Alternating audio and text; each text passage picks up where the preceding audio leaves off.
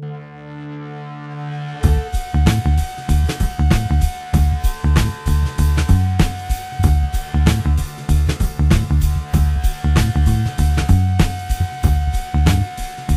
back to the Nightly News Podcast. We are back here with Rubina Azizdin. She works in career services as a career counselor and is also part-time faculty here at Central Penn College. We're here today to talk about an upcoming event coming up on Tuesday, June 7th, 2017, from 8:30 to 10:30 a.m. It is the Business Partner of the Year Breakfast. Rubina, thank you very much for joining us on this fine afternoon. Thank you for having me. One of the things that we always try to do here on campus with the Nightly News Podcast is we always try to bring people in when they're having a big event coming up, basically to showcase and highlight some of the things that are going on campus, but also give our listeners an opportunity to get into some of the excellent events that we have here on campus. Obviously, I have been a huge advocate of career services. In fact, the very first podcast that we ever did, trivia question, who was on the very first podcast? Steve Hassinger. Was Steve. Steve Hassinger was our very, very first podcast. And so we always like to make sure we're supporting what you guys are doing. So you have your big event of the spring coming up, the Business Partner of the Year Breakfast. It's going into its 13th year. Yes. Do you mind sharing with the listeners what the Business Partner of the Year Breakfast is about? Maybe some of the things that you found in the past and what we're looking forward to here coming Absolutely. Up? So the Business Partner of the Year Breakfast is designed to, first of all, acknowledge and award an employer who has gone above and beyond for our college and more specifically for our Department of Career Services, who has helped our students, helped us as a department in general. And it's our way of giving back to them and their company and recognizing them publicly for their service and their help. I mean, we work with a lot of different businesses in the area, so this is something really nice for them as well because they're getting recognized. Oh, absolutely. One of the things that I do know about this is that it does give the students an opportunity to network with some of the local businesses that we have relationships with, plus many of our students could potentially go on to get positions with these. I saw on the write-up that you did about this event that often many of our students not only have the opportunities to network, but some of our students have actually gotten internships and positions from an event like this? Oh, yeah. We've had great outcomes from some of our past events. Students have ended up networking. They've ended up talking about different internship opportunities, possible part-time job opportunities, just even building relationships with potential employers within their fields. And they also got to talk to employers who were maybe not particular in their field, but they had positions available to them that were related to their fields that they were not aware of before. It's so strange when you think about it because a lot of times there's companies out there that you would never ever think of would be, for me, communications. You know, there are all kinds of different organizations that need somebody that is involved in communications, whether it's writing for the website or taking advantage of their social media. And I think that a lot of times when we're thinking about jobs and where we're going to get jobs inside of our fields, we kind of pigeonhole ourselves to certain companies that we're aware of. And so this gives an opportunity for the students to see, you know what, I may not have thought about that as a place to work, but there's definitely some opportunity there for us. Oh, yes, yes. So tell us a little bit about just sort of how the Business Partner of the Year Breakfast is structured, just so for any of our listeners who want to come, what they can expect. Sure. So it's basically a 2-hour program. It goes by really fast just because we have stuff planned back to back. So it'll start off by having a welcome. And then right after that, we have an amazing keynote speaker. And for the past couple of years, we've had a couple of keynote speakers that are well known in the community. This year, we have Sylvia Hepler from Launching Lives. She's the founder of Launching Lives. She's also a career development specialist. So she's going to be talking about a topic called likability. So this is in conjunction with our theme that we have for the event. And we have a theme every year for the event. So that way we can have a discussion in what we call our town hall meeting. So this year our theme is personal effectiveness. So personal effectiveness is going to cover the areas of stress management, communication skills, how people perceive others professionally within their workplaces, how people perceive themselves in a workplace, time management, assertive behavior, non-assertive behavior, all of these things. And of course, this all leads to personal effectiveness. How effective are you within a workplace, within a professional work setting? So again, she's going to be talking about likability, and I think that's a big area when you're talking about, building relationships and how you manage yourself in a particular work setting. I was talking about something very similar to this in one of my classes recently, and we talked about how important it was for people to understand that, obviously the resume and our social media profile is so important. You're never going to hear anybody, other than me for sure, talking about these things because, that's part of the background I have and the things I talk about in class. But I think a lot of times, too, when it comes to hiring decisions, it really comes from your likability potentially, but also how you're going to fit into the culture that goes on in the specific organization. So it's not always just about, hey, I'm a 4.0 student. It's about what are the other things that you bring to the table? What is your personality like? That is it going to fit in with our culture? What do you think about that? Exactly. I just recently did a presentation and we talked about body language, and we talked about how you are basically judged within the first 2 seconds of meeting somebody. And you're so correct when it comes to interviews, you are being judged the minute you walk in that door. So, when you're thinking about personal effectiveness, you're also thinking about body language. You're talking about communication skills. You're talking about how you're carrying yourself. You're talking about, how you're listening as well. We know when the employers are asking you questions, and what are you doing when you're responding to them as well. So, yeah, definitely. I think it's a big factor. So Sylvia Hepler is the keynote speaker at the 13th Annual Business Partner of the Year Breakfast, and she works with a company called Launching Lives. Now, she works in career development. Right. Now, that's a little bit of a broad title, I suppose you would say. Can you give me an idea about maybe what she does as part of her business? Sure. So from my understanding, she works with business professionals, some people that have their own businesses, some people who are working for other companies that need a little bit of help more so with communication techniques, how to build better partnerships, because not all of us have these skills going into a profession.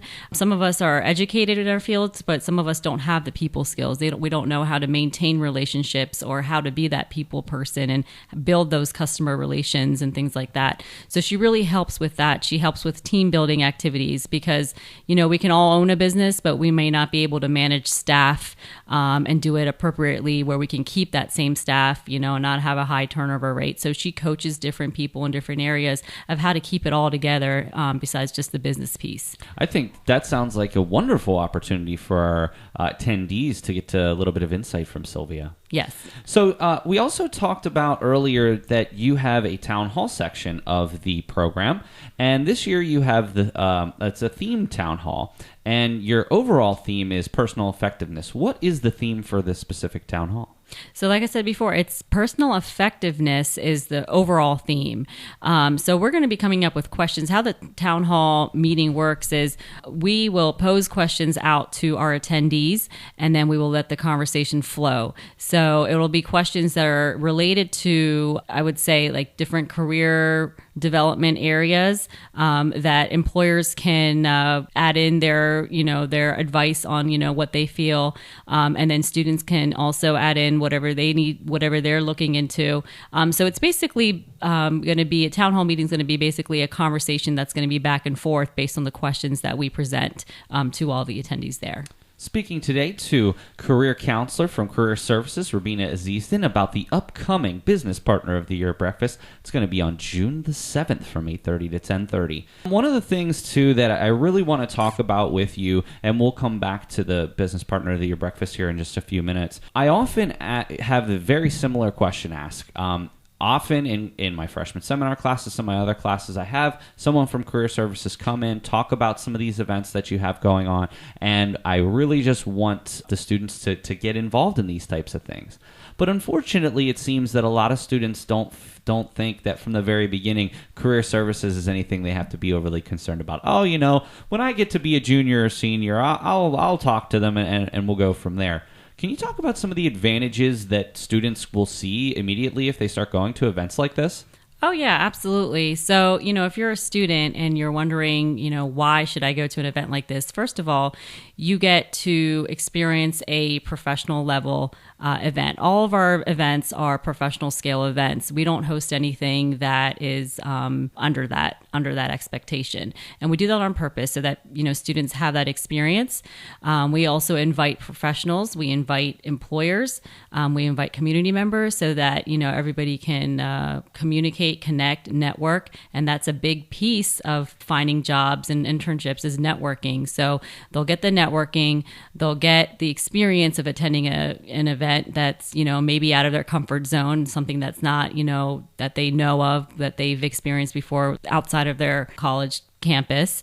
So they get that experience, and then also they'll understand that that they have a whole community that's there to support them with questions about internship, questions about jobs. They'll hear stories. And also the information that we present at the events is very helpful as well. It's very educational when it comes to job hunting and job pursuit related issues. Certainly in a professional setting, just to add to that, one of the things that I always try to tell students is you're always networking. 24 hours a day, 7 days a week, you're networking, even if you don't know it or not.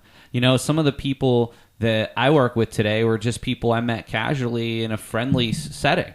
And just because, we got to talking, you do this and I do this, and how can I help you? That's what I think that we have to start pushing toward to the students a little bit, even in the classrooms, is how important it is to go to things like this, how important it is to go out into the community and take advantage of things that are offered, and no better than when they're right on your own campus. Exactly. Now, obviously, we have online students as well, but we always like to promote the things that are going on here on campus that can help with progress in someone's career. So really, what my hope is for a lot of our students that go to this is to not only make a positive impression on the people that are at the event, people certainly like you, but also some of the business owners that are going to be there, but also just to have that dry run of what it's like and expectations of being professional, as you mentioned.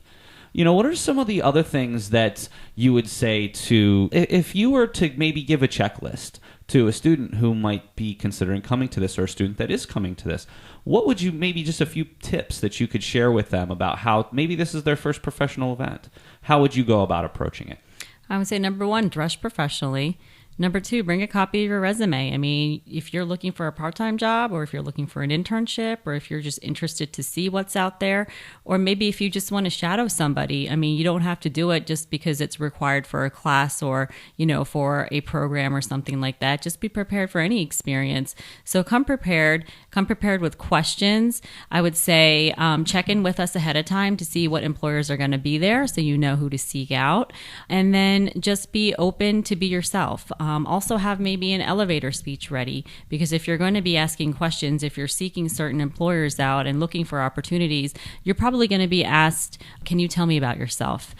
So be able to tell something about yourself, under a minute. We call that an elevator speech, where you're able to explain who you are personally and professionally, and kind of just give them a brief overview.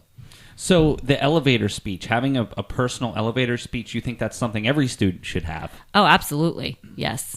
So if I just had to summarize there, if any of our students that are interested in going to the Business Partner of the Year breakfast, Rubina says that you should absolutely prepare. You should have an idea of who's going to be in the room as far as the different businesses. Make sure that you dress professionally. I would say at least a business casual for something like this. Right. And really make sure that you have that elevator speech, and overall, just be yourself. I mean, that's really what people want to see. And being genuine is probably one of the best things that you possibly can do in a professional setting like that. Yes. So I have a story. So my sister never attended Central Penn, but I invited her here as a community member to network. So this was about 4 years ago. And so she had graduated from Temple University with her bachelor's in biology. And so she moved back to the area and was unable to find a job for a really long time, a nice full-time job that fit her background. So she came to this event, and at the end of the event, she had scored an interview with Nationwide. And They did the interview, and before we knew it, she had a job. And so she was working with them like maybe 2 months after the event. So that's just one personal success story on its own. So you never know what's going to happen, when you attend a professional event on our college campus. We are big supporters of personal development, professional development. And if anything, you'll get professional development out of the event. It just doesn't have to be if you're looking for a job or internship. You'll gain personal knowledge on different, career-related issues and topics. Part of what higher education is supposed to do, and I think that we do a very good job of it here, it's not just about necessarily learning all of your course content. Of course, that's a very important part of it. But it's also about training you what it's like to be in the office business world. And I think that coming to events like this are some of the most important things that you can do while you're in college outside of the classroom. Because as you mentioned, not only are you going to have an excellent opportunity to network with people that are working in your field potentially, but you're also going to have an opportunity to maybe find a part-time job, maybe find an internship, maybe find volunteer hours, all of those things. Certainly, if you walk into the Business Partner of the Year breakfast, you could leave with all of those things. Right. So last thing that I want to run past you, and then we'll give a final summary of everything that we talked about today. Obviously, you guys do an event every single term, and the spring term is your Business Partner of the Year breakfast. What are we looking forward to in the summertime?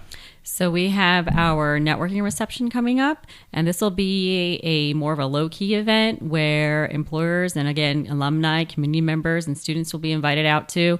It's a networking reception, so it's going to be all about networking. We're going to have a professional scale networking reception set up for you with the high cocktail tables, some mocktails, some heavy appetizers, where students get the full experience of, eating, drinking, and also networking and telling employers about themselves, finding out more information about different companies and so forth.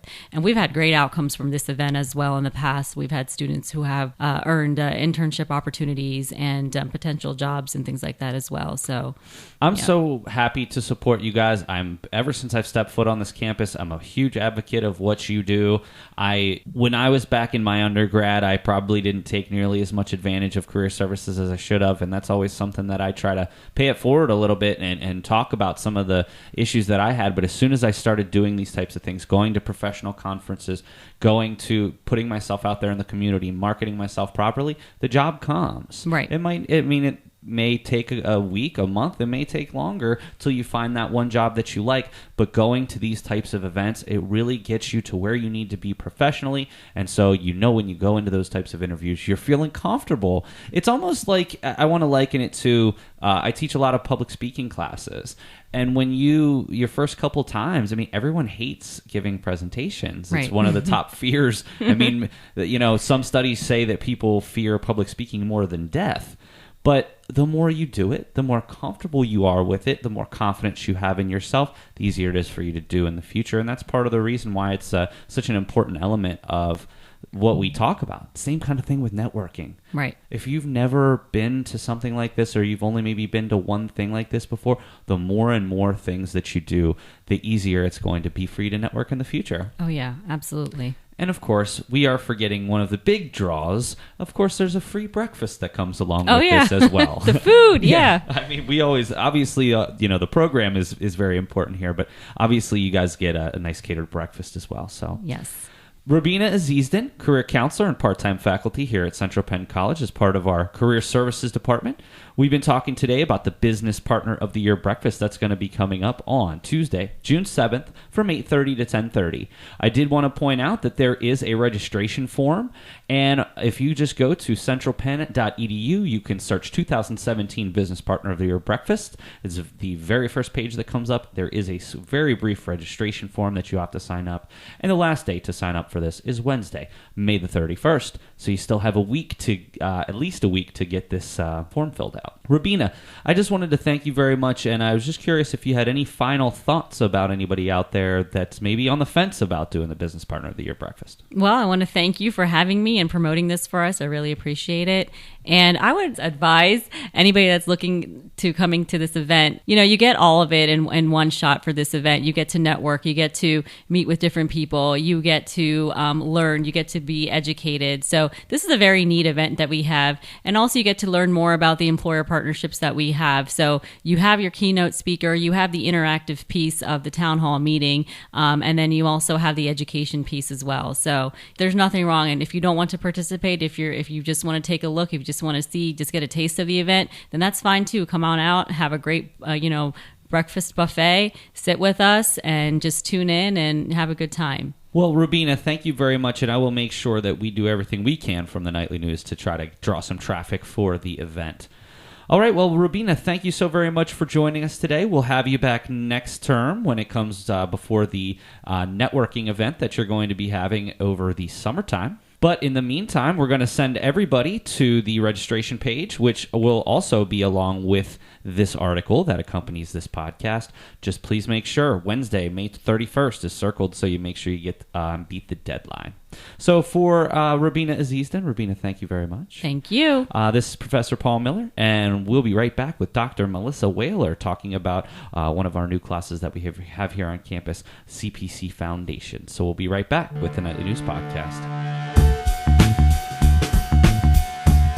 This is Tom Davis, Chair of English and Communication at Central Penn College. Thank you for listening to the Nightly News Podcast. Welcome to the Nightly News Podcast. We're getting what's seemingly becoming a veteran of the podcast, Dr. Melissa Wehler. Welcome, Dr. Wehler. Thanks for having me again. You know, one of the things that I constantly am trying to do with the podcast is obviously we want to talk about events and things going on campus, which is wonderful, and that's part of our duties here. But we also like to invite the faculty and staff on to talk about some interesting and unique initiatives that are going on campus. You reached out to me specifically because of a class that's now called CPC Foundations, and it's a class that you've taught several times, I've taught several times, and it's a class that almost any new freshman that comes in is going to have to take. And it's something that is really a major part of research around the country, because this is a class that has been proven to increase retention and is really something that's kind of mandated that we do as a college success course. Unfortunately, a lot of the time, my first week or two of classes, I have some less than positive feedback from my students. They're thinking, why do I have to take a college success class? And it's that pushback that makes me strive harder and harder to wow them every single class. And I'm just... You reached out to me and said you're doing some very, very unique things this term, and I'm very interested to hear about them. So would you just give us maybe an overview of some new things that you've been trying so far in the class? Sure thing. So one of the things that I'm really excited about this time around is I've spent a lot of time unpacking metacognition for the students. It's something that we do. It's all internalized, and what we're trying to do this term is to take that internal process and make it external. I'm sure my students who are listening to this are like, yes, we know Dr. Wehler. But it's such an important part of the learning process, and metacognition is simply thinking about thinking. For first-term students, for any student really, you have to understand why you think the way you think, how that happens, what are the factors, what are the internal factors, what are the external factors, what things motivate you, what things demotivate you. If you don't spend time thinking about the way you're processing information, you're not going to actually process it. So the metacognitive cycle really revolves around that. The first step is planning. How are you going to prepare yourself for a learning situation, right? Are you going to read the night before? Are you going to do your homework? Are you going to take notes? Are you going to create an outline, organize those notes? That's all in the planning process. Maybe the day of, you get up 15 minutes earlier and get your coffee so that you're just extra awake for that 8:40 class. Then we move on to the evaluating stage. Okay, so how did it go? What can I do better next time, et cetera, and then monitoring. How can I make sure that this, if I was successful, how can I make sure I'm successful again? What do I need to do something better next time if I wasn't as successful? So getting students to think about the whole learning situation from a holistic level, not trying to think about learning only happens between 8:40 and 9:40 when I'm in this class, but that it's part of the whole day, and that there are things that you can do to set yourself up for success. That success isn't something that's motivated completely from external factors. Or I have a lot of students who think that learning is only successful because of internal factors. I want to be successful. The reality is it's a give and take between internal and external motivations. If you're not aware that there are external motivators or internal motivators, it's very hard to plug into that system, and it's very hard to be successful. So we spend a lot of time just trying to unpack that. Something as simple as you wake up in the morning, you roll over, you see what time it is, and you make a split-second decision about whether you're going to go to class or not, right? So you go through the metacognitive cycle in that split second. But what we want to do is take those split-second internalized decision-making processes and make them external and deliberate. Not just roll over, I see what time it is, oh, I don't want to get up, roll back over, right? But sitting there and saying, okay, well, how does this set me up for success or detract from my success? How does this help me meet a goal that I want to achieve? How does this keep me from meeting that goal? What do I have to do? Will I have to work twice as hard tomorrow if I make this decision? Do I get a little bit easier of a time tomorrow if I make this decision? And then evaluating that. What is really motivating me to make this decision? Am I going to class because I want to learn, I want to be motivated, I want to graduate, I want to get this degree? Or am I being motivated by, I'm tired, I'm hungry? These kind of very momentary, completely about pleasure, not about happiness, short-term decisions that have long-term consequences. So that's really, we've set that up really in the first couple of weeks of the class, and it's helped us to unpack some other bigger issues like the thinking process and overcoming obstacles, not to get anxious, how to build good habits, how to maybe deconstruct some of our bad habits. One of the things that you had mentioned when you were just talking about the metacognition there is the importance of reflection. In this class alone, we do a variety of different reflections through the class, and I actually just had one of my former students from the class come up to me and say, I really appreciate the reflections that we did in your class because it prepared me for some of my work I'm doing now. Mm-hmm. So there's now other, I think people are using these reflection journal entries, if you will, as sort of a way to make people think about this in their coursework.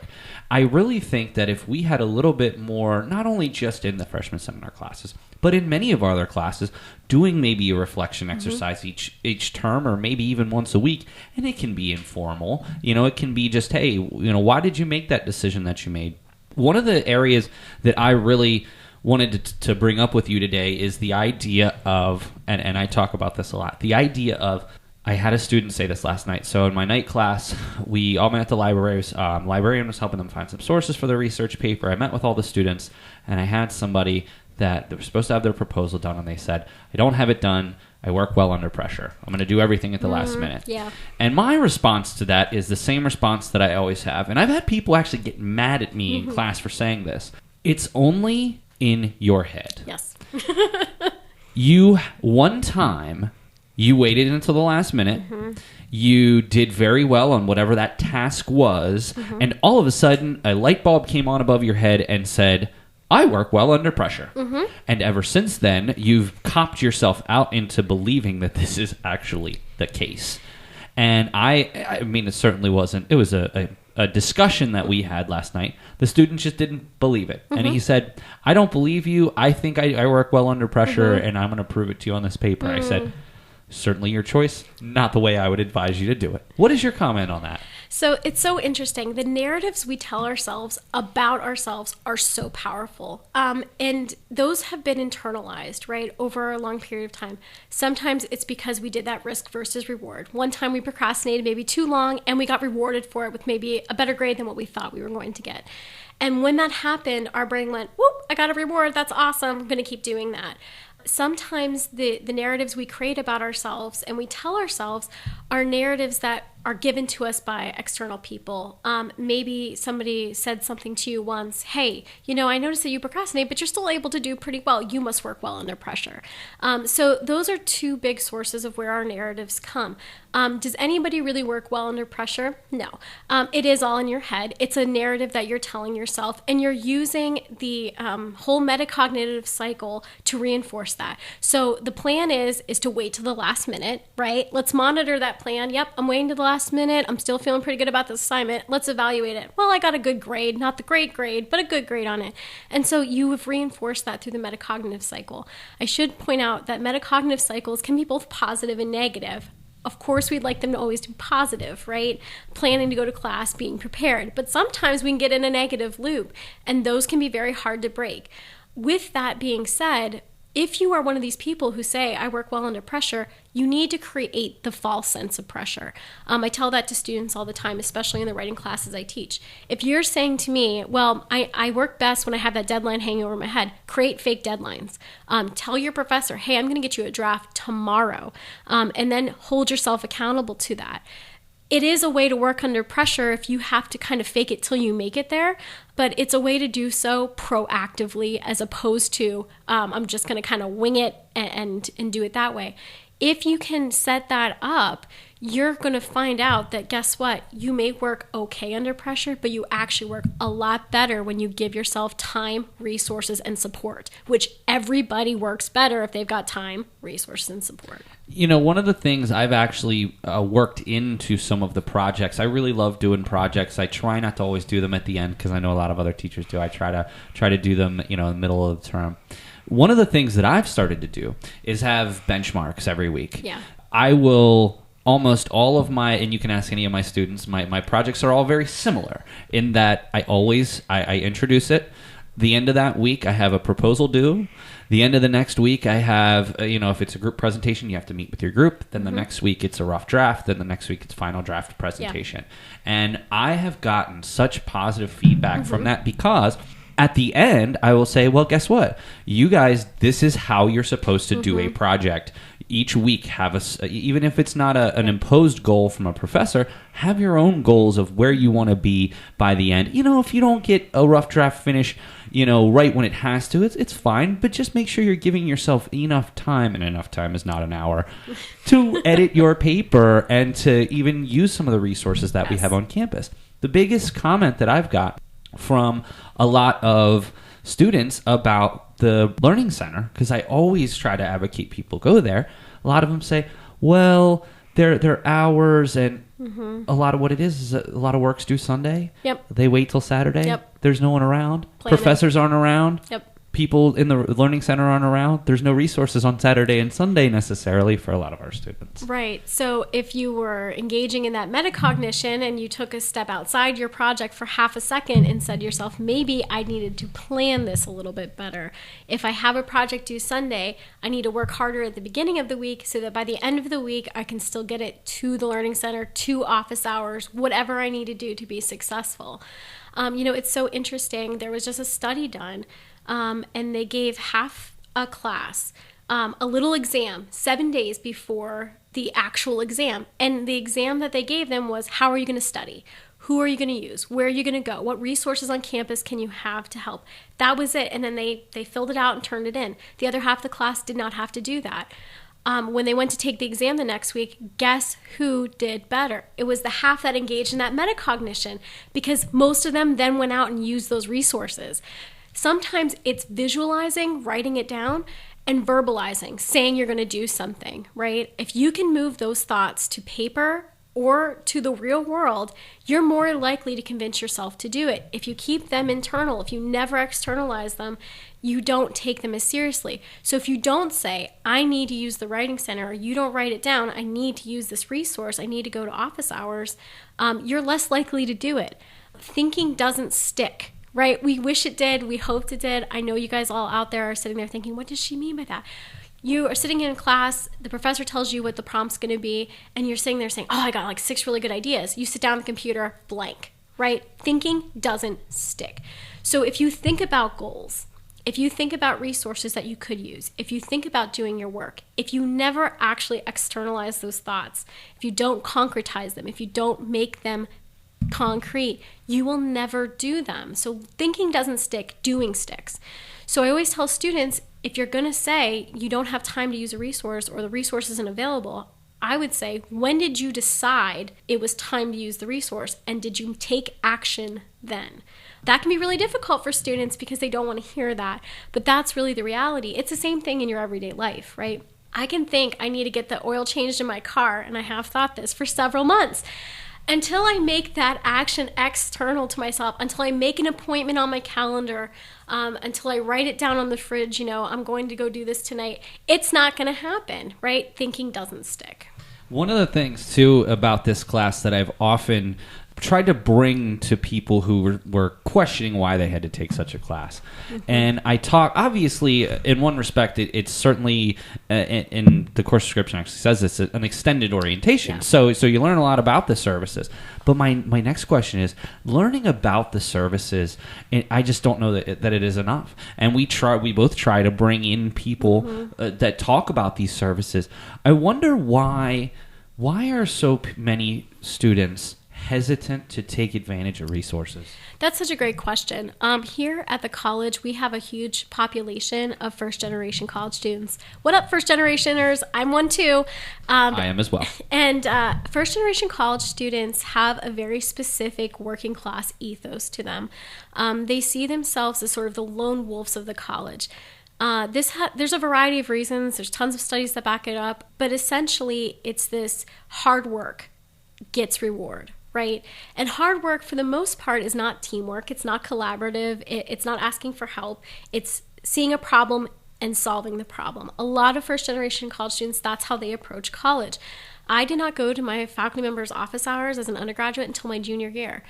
About the same time for me, too. Yeah. I did not ask for letters of recommendation to get into graduate school, even though my faculty members were amazing. They always asked me to take their classes from them. They would have been happy to write me letters of recommendation. I was so deathly embarrassed, scared, all of the things that go along with that, because I was a first generation. There was nobody telling me how to do it. There was no playbook for me.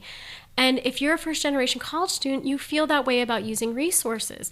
I can't ask for help. Asking for help is a sign of weakness, a sign of failure, right?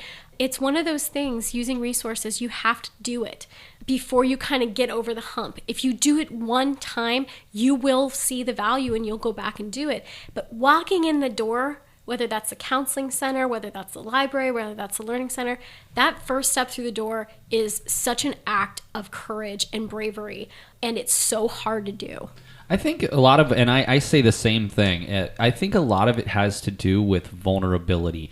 We think that when we walk into one of these places, wherever it might be, that we're putting ourselves in a vulnerable position. Yes. We want to remain as comfortable as possible. And when we go to do these things, we're putting ourselves, we're admitting that we're not good enough in a way. Yeah. But, Dr. Wehler, there's been, and obviously we've both gone through this, but the best thing that ever happened to me was the first day that I ever went into one of my professor's office hours. Yes. Because when I walked in, I was extraordinarily nervous. I was very vulnerable. And when I walked in, it was just so comfortable. Yes. And I definitely think that it's much different speaking to somebody in their office hours as opposed to catching them after class or something like that. And I just think that's part of it. And I want to encourage.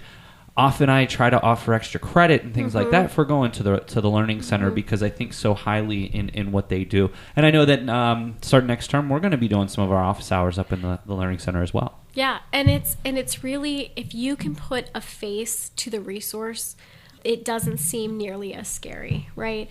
But again, it's that threshold. Space has so much power over us. Think about your everyday life, right? The spaces you inhabit become an extension of yourself. They become comfort zones, right? We like to use that term. Walking into a space that is new to you and not understanding maybe how it works. I think about our office space here. Often to get to a faculty member's, you've got to walk in a door, and then there's all these little spaces within that, and you've got to kind of find your right space, and you kind of have to, hunt a little bit, and it's not as easy as just knock on the door, open it up, there's a person. You kind of have to work a little bit harder for it, and that can be itself very daunting. And when I talk about taking that step through that threshold, that's exactly what I'm talking about. It's a power piece. Spaces have powers. If you do not feel like you belong in a certain space, or you're not going to be welcomed in that space, or worse yet, you don't know if you're going to be welcomed or allowed, right? The ambiguousness of that space has a power over you. And by taking that step through that threshold, you take the power, right? You take that power back and you become powerful. That's why I'm saying it's so brave of you to do. And the other piece to that is going to office hours. Those are always spaces that you're welcome in. And it's hard to see it that way. Not students who need help go to office hours. Sometimes students just stop in and say hi to me. Office hours, you can get letters of recommendation. You can get scholarship help. There's lots of other mechanisms to going to office hours. I think sometimes the stigma to using any kind of resource is that vulnerability. But it's also, I don't need help. And those are spaces you only go if you need help. Could not be further from the truth. Oh my gosh, absolutely. Here's something else that I had done in the past for some of my daytime CPC Foundations classes, is I required them during the first couple of weeks. Now, this is when we were in the old office. The first couple of weeks, let's say the first 3 weeks, I required them all to come to my office hours at least Love once. it. And it, especially for a lot of new students, I like getting them from the very beginning to understand that office hours are nothing to fear. We can sit down, Right. we can talk about, ask question, any question. I think that email has changed it a little bit. I mean, I remember even back when I was in college, we had email, but it wasn't the main method of communicating. Now someone would just rather email me a question as opposed to stopping by my office, even though I know we're right in the middle of the main building. But I think that the face-to-face interactions with the students have definitely decreased. And honestly, almost I don't ever recall a time that an office hour visit did not end with the student walking out, at least with an answer to a question, and if nothing else, with some additional insight that maybe they wouldn't have gotten in the classroom. Yes, absolutely. And you know what I always tell students, especially if you're my first-gen students, bring a friend, bring a buddy. Bring your roommate, bring a cousin. Whoever you have to bring that person. It's okay to do the buddy system. Now, you probably don't want to walk into office hours with a really complicated question and a friend. But if you go to the first office hours and just say, hey, I just want to check out where your office was. Oh, yeah, this is my friend so-and-so. Think about it this way, too. Not only does it make it more comfortable because you're bringing a little piece of your own comfort zone literally with you in the form of your friend or your roommate, but on top of that, you're introducing that friend to another contact. And they might need that later. So if you feel like I can't just go for me, if you're a helper and you like to help other people, bring that person with them. Maybe you're like, I really should go to the Learning Center, but I just don't know. Bring your roommate. Not only does it help you, but it helps them. Sometimes it makes us more comfortable if we can surround ourselves with people we already know. Do you think the stigma over the office hours has anything to do with maybe being sent to the principal's office or something like that? Sure. So the other thing we talk about a lot in class is power dynamics within the institution, right? Any institution has hierarchies. And so I try to teach students the hierarchies within academics so that they know who can answer their question best. It's not that one person is not capable of answering their question, but they may have to go through several layers, whereas if you can get to the right person to ask your question, you're going to get a faster response, which is always what we want. And it's the same thing here. You have to be able to understand the way an institution operates. And hierarchies are authoritarian. They just are, right? And so your faculty member does have power, right? They have the ultimate power of that grade, right? And we invest people with power and authority. And if we have negative reactions to power and authority, we're going to avoid people. Maybe we avoid the class. Maybe we don't go to office hours. Maybe we don't hand in our work. However, we can seek to subvert that authority is what we do.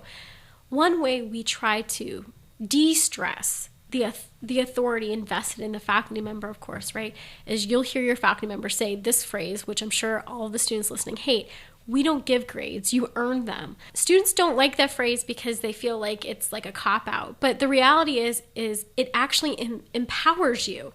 It throws the power of my job back into your court and say, anybody in this class can get an A. Are you going to take advantage of that, right? I cannot tell you how many times I've said the following words: I wish I could give all of you an A, and I do. And I think a lot of students don't believe me. I would love nothing more than to give straight A's to an entire class, because that would have been my most successful class that I've ever had. But unfortunately, we have not only policies within the school, I've got my own personal policies with cell phones and things that we've talked about before, and I tell people, look, you're an adult. If you're in a situation where you have to get on your phone, is 1 point really going to kill you? No. But when you're doing it every single day, is 44 points going to affect you? Probably. Yeah. And so that's, it's up to you what you want to do and how you want to do it, and understand that not only us as instructors, but also the resources that we have here on campus, everybody's got the option to take advantage. Take advantage and how they want to, ride along with their educational journey. So yeah. And I also talk to students about the difference between standards versus expectations, right? So my expectations, they fluctuate depending on the situation, right? So think about a movie that you read a bunch of reviews for and everybody panned it and said it's going to be a terrible movie, you're not going to like it, it has deep plot issues, bad casting, character flaws. And so you say, I am still going to go watch this movie because it's something I was interested in. You go in there with no or very little expectations of it. Chances are you're going to like it a lot more because you go in with very little expectations of it. That doesn't mean you have no expectations. What that means is that depending on the situation, you're able to adapt. You're able to be flexible. What doesn't change are your standards. What makes a good movie to you is not going to change no matter what movie it is you watch. That's a standard you have. Comedy movies need to have this, this, and this in order to be funny, right? Drama movies need to have this, this, and this in order for me to take it seriously. Those standards never change. Your expectations of the particular movie, they do. Same thing when you apply that to academics. We want you to have high academic standards. We want you to say, this for me looks like academic success. When you go into any situation, your expectation is going to change. And it changes on a variety of things, those internal and external motivators. You have to set your standards very high and then be okay with your expectations fluctuating. That can be very difficult. People like a plan, especially my type A students out there. I'm with you. You like to have a plan. You like to be organized. That's me. Yeah. You like to have that piece there. You don't like that expectations fluctuate.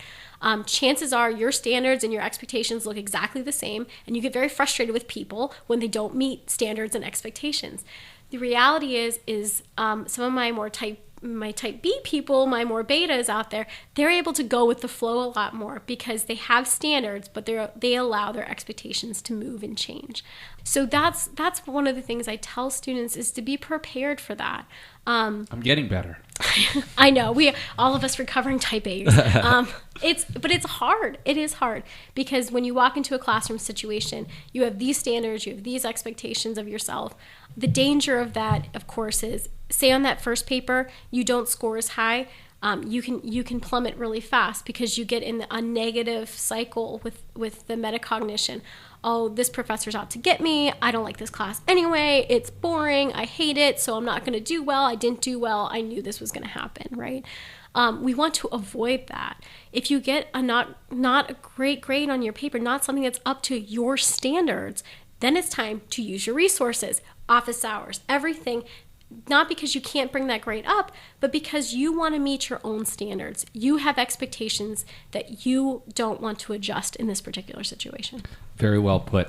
Dr. Wehler, I really just have to thank you. I know that, honestly, you're one of the most busy people on campus, so to be able to spend some time with the Nightly News today is much appreciated. So thank you very much for stopping down today. I absolutely love stopping down and talking to you all. We would love to have you back sometime very soon. Maybe over break we'll get you down here and we'll start talking a little bit more about this, because I think this is a wonderfully important topic. I mean, our first year seminar class has been in discussion since I've been here, and I'm so glad that in some small way, some of the things I've been doing are being used by others in a collaborative way, and vice versa. So, absolutely. Well, Dr. Wehler, thank you so very much for joining us today.